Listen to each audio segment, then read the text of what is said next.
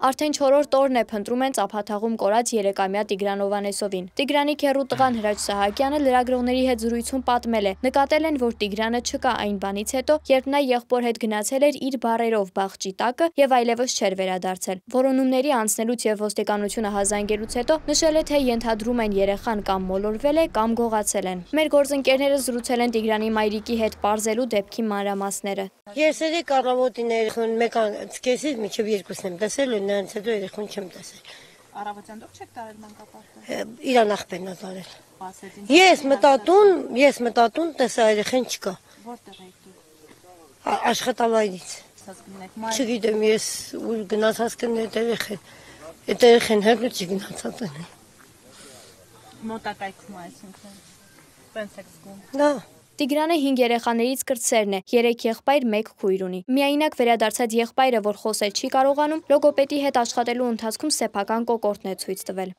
Վերջին շրջանում սա երկրորդ դեպքն է երեխայի կորելու։ Ամիսներ առաջ Մարմարիկում 2-ամյա Տիգրանին մահացած գտան։ Այդ դեպքից 5 ամիս անց մահացավ հայրը։ Երեխաների կորելու դեպքեր նախկինում էլ եղել են, պարզապես հիմա դրանց մասին լուրերն արագ են տարածվում։ Վերջին 2 դեպքերում էլ սոցցանցերում մեր ժամանակներին բնորոշ աղմուկ բարձրացավ։ Հանգամանքներից անտեղյակ մարդիկ մեղավորներ գտան։ Պետք չի ընդհանրապես գնահատական տալ։ Ոչ ոք չգիտի, թե ինչ իրավիճակ է եղել այդ պահին տանը, ծնողը ինչով է զբաղված եղել։ Այո, երեխան միշտ պետք է ուշադրության կենտրոնում լինի, անկախ ամեն ինչից։ Կորելուց սկսած, այո, չկորի երեխան, դուրս չգա տանից, առանց զգուշացնելու, երեխան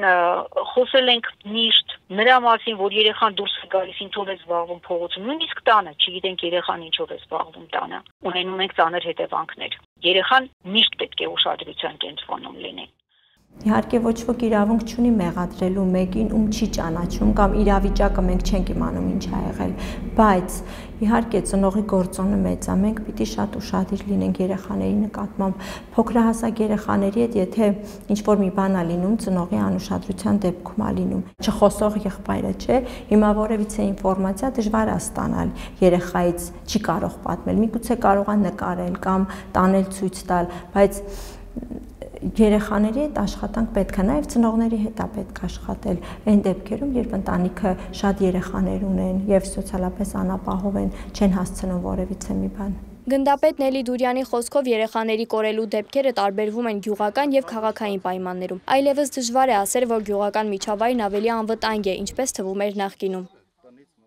Գյուղական համայնքներում այդ չկա քաղաքի նման դարպասներ, մյուսը, որտեղ երեխան չի կարող դուրս գալ փողոց։ Այնտեղ տան դիմացը բաց է, յուղի երեխաները բոլորը խաղում են։ 3 տարեկան երեխան իր եղբոր հետ դուրս է եկել, փոքրիկ է սա, փոքրիկ է նա։ Գյուղում այո, դեռ այն մտածելակերպն է, որ այնտեղ ապահով է, երեխան կարող է հանգիստ բակում խաղալ, գնա դեպի անտառի կողմը կամ գետի կողմը, բայց չէ, հիմա ապահով չի, որովհետև վտանգը ամեն վայրկյան կարող է գալ։ Պետք չի կարծել, որ հենց գողացել են երեխային, դրա համար անվտանգ է։ Չէ, բնության մեջ էլ են, չէ, վտանգները շատ։ Տիգրանի ընտանիքը սոցիալապես անապահով է։ Որոշ փորձագիտական տվյալներով Հայաստանի մանկական աղքատությունը 41% է։ Դա նշանակում է ոչ միայն եկամտային աղքատությունը, այլև ծառայությունների անհասանելիությունը, կրթական զարգացման, արտադասարանական նման զբաղվածության հնարավորությունների պակասը կամ դրանց անմատչելիությունը կամ անհասանելիությունը։ Մանկական աղքատությունը շարունակում է մնալ մեր երկրում բավական լուրջ հիմնախնդիր։ Սովոր չենք մեր երկրում ընդունված չի վաղմիջամտությունը կազմակերպել եւ դա կազմակերպված գործընթաց չի։ Մենք սոցիալական պաշտպանության ոլորտում հրշեջ մարողներ ենք։ Կա սկանդալային իրավիճակ, կա ծայրահեղ իրավիճակ, բնականաբար արձագանքում ենք եւ արձագանքում ենք արագ եւ արձագանքում ենք հուսամ արդյունավետ։ Բայց խնդրեմը նրանումն է, որ այդ խնդիրները ժամանակի մեջ են զարգանում եւ խորանում, իսկ մենք մի տեսակ ուշանում ենք մեր միջամտության։ Սոցիալական աջակցություն է պետք, բացի հոգեբանական աջակցությունից, որտեղ հոգեբանական խնդիրները սկսում են սոցիալականից, չէ, երբ որ օրինակ խնդիրներ կան, չէ, այսօրվա հացի խնդիրը կա ընտանիքում։ Պիտի այդ հարցը լուծվի, որպեսզի հոգեբանական խնդիրներ լուծվի։ Եթե այստեղ բաց է, այնտեղ բնականաբար բաց է լինելու։ Միրա Անտոնյանի խոսքով ամբողջ Հայաստան աշխարհում ունենք 142 համայնքային սոցիալական աշխատող, որը ավելին է, քան 5 տարի առաջ, բայց միևնույն է, նրանց թիվը բավարար չէ վաղ միջամտության համար։ Միասնական սոցիալական ծառայություններում սոցիալական աջակցություն տրամադրող դեպքերի հետ աշխատող կամ դեպք վարող մասնագետների թիվը նույնպես քիչ սահմանափակ է ցավոք սրտի։ Մենք գործ ունենք մոտավորապես 400 թվի հետ, որը եթե նայենք աղքատության ընդհանուր մակարդակը եւ մանկական աղքատության մակարդակը, այդ թիվն էլ բավական փոքր է։